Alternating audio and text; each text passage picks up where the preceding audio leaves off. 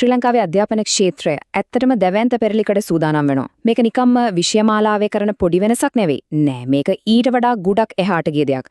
අනාගත පරම්පරාව හිතන විදිහ, ලෝකෙ දිහා බලන විදිහ පවා වෙනස් කරන්න යන ගමනක ආරම්භයක්. ඉතින් අපි මේ විග්‍රහයෙන් බලමු මේ දැවැන්ත පරිවර්තනය ඇත්තටම මොකද්ද? ඒක අපේ අනාගතයට කොහොම බලපායිද කියලා. හොඳයි. මේ මුළු ප්‍රතිසංස්කරණයම හදවත තියෙන්නේ මෙන්න මේ ප්‍රශ්නය ඇතුලේ. අපි පොඩ්ඩක් හිතමු. 21 වන සියවසේ සාර්ථක වෙන්න ඇත්තටම අවශ්‍ය කුසලතා මොනවද? අපි පොතේ තීර දේ විතරක් කටපාඩම් කරලා විභාග පාස් වුණාම ඇතිද? උත්තරේ තමයි නෑ මදි කියන එක. අධ්‍යාපනයේ දිහා අපි බලන විදිහම වෙනස් කරන්න ඕන. දැන් අපි කතා කරන්නේ ඉගෙනුම් කුසලතා, සාක්ෂරතා කුසලතා සහ ජීවන කුසලතා කියන ප්‍රධාන කුළුණු තුනක් ගැන. සරලවම කිව්වොත් ගැටලු විසඳන්න පුළුවන්, අලුත් දේවල් හිතන්න පුළුවන්, තාක්ෂණය එක්ක වැඩ කරන්න දන්න, ඕනෑම තත්වයකට හැඩගැහෙන්න පුළුවන් පුරවැසියෙක් බිහි කරන එක තමයි මේ නව ක්‍රමයේ ඉලක්කය. ඉතින් මේ අනාගතය වෙනුවෙන් අධ්‍යාපනය හදන්න කලින් අපි මුලින්ම තේරුම් ගන්න ඕන දැන් තියෙන ක්‍රමයේ තියෙන අභියෝග මොනවද කියලා. ඇයි මෙච්චර ලොකු වෙනසක් අවශ්‍ය වෙන්නේ? මෙන්න මේකෙන් තමයි වෙනස පැහැදිලිවම පේන්නේ. බලන්න එක පැත්තකින් තියෙන්නේ විෂය කරුණු ගොඩක් උල්වට දාගෙන ඒ ඔක්කොම මතක තියාගෙන විභාගයකට මුහුණ දෙන ක්‍රමයක්. අනිත් පැත්තෙන් ශිෂ්‍යයාට ලැබෙන ප්‍රතිඵලය. ඒ කියන්නේ එයා ලබා ගන්න කුසලතාවය ගැන හිතන නිදහසේ ඉගෙන ගන්න අවස්ථාවක් දෙන ක්‍රමයක්. මේක තමයි මේ ප්‍රතිසංස්කරණයේ හරය. මේක හිතන්නකෝ හරියට අපේ ෆෝන් එකට එන software update එකක් වගේ. අපි දැන් යල්පෙනපු සිස්ටම් එකකින්දලා අධ්‍යාපනයේ 4.0 කියන අලුත්ම version එකට මාරු වෙනවා.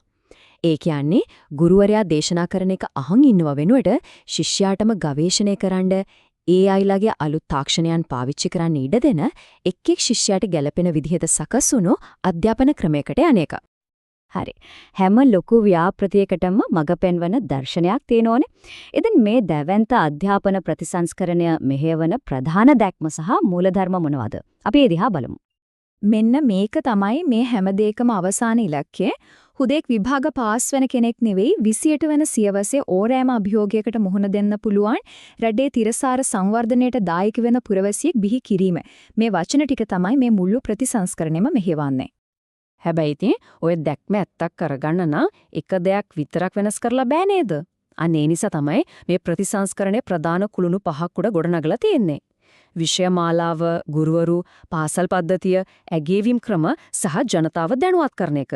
මේ හැම අංශයක්ම එකට වෙනස් වෙන්න ඕනේ. හරි. ඔය න්‍යායය ඇති. දැන් අපි බලමු මේක ඇත්තටම වැඩ කරන්නේ කොහොමද කියලා. පාසලට ඇතුල් වෙන ශිෂ්‍යයෙකුට මේ අලුත් ක්‍රමයේ යටපේ අත්විඳින්න ලැබෙන ගමන මොන වගේද?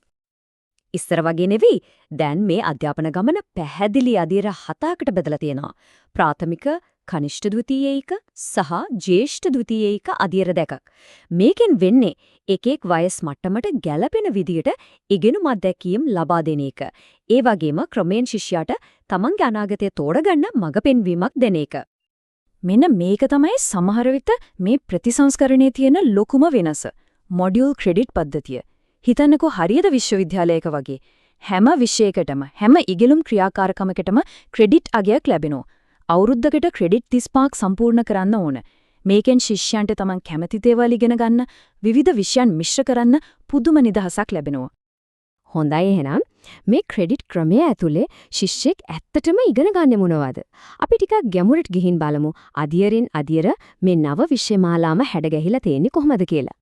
6 වසරේ ඉඳන් 9 වසර වෙනකම් ඒ කියන්නේ කනිෂ්ඨ ද්විතීක අධ්‍යයනයේදී ප්‍රධානම අවධානය යොමු වෙන්නේ ශක්තිමත් පදනමක් දාන එකට.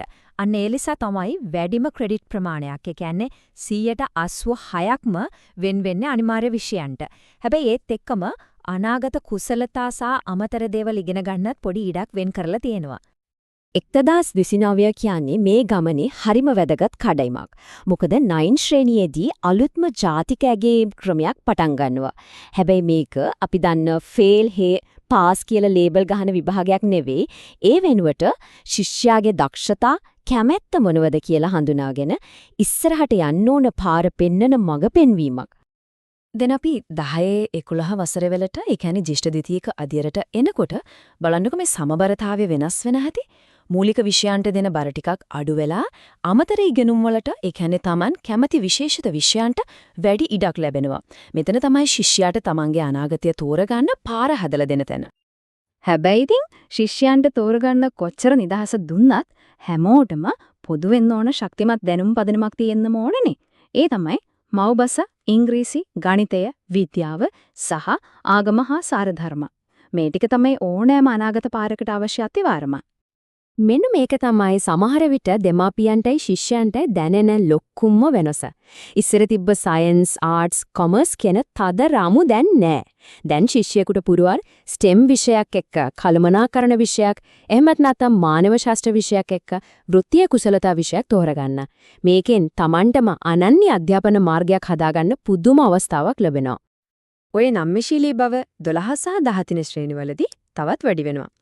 මෙතනදී ශාස්ත්‍රීය සහ වෘත්තීය මාර්ග පහකින් Tamanට ගැළපෙන දේ තෝරගන්න පුළුවන්. ඒ කියන්නේ පාසලෙන් එළියට එනකොට ශිෂ්‍යයා විශ්වවිද්‍යාලයට හරි රැකියා වෙළඳපොළට හරි සෘජුවම සූදානම්. හරි. මේ හැමදේම අහුවට පස්සේ ඔළුවට එන ලොකුම ප්‍රශ්නේ තමයි මේවා කවදා ඉඳන්ද ඇත්තටම ක්‍රියාත්මක වෙන්නේ කියන එක. අපි බලමු ඒ කාලසටහන. මේක එක රැයකින් වෙන දෙයක් නෙවෙයි. හරිම ක්‍රමානුකූලව තමයි මේක සිද්ධ වෙන්නේ.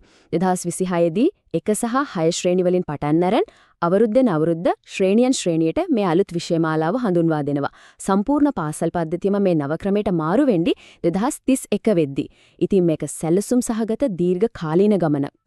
ඉතින් මේ කතා කරපු සම්පූර්ණ විශ්ලේෂණයම එක වාක්‍යයකින් සාරාංශගත කළොත් ඒ තමයි මේ.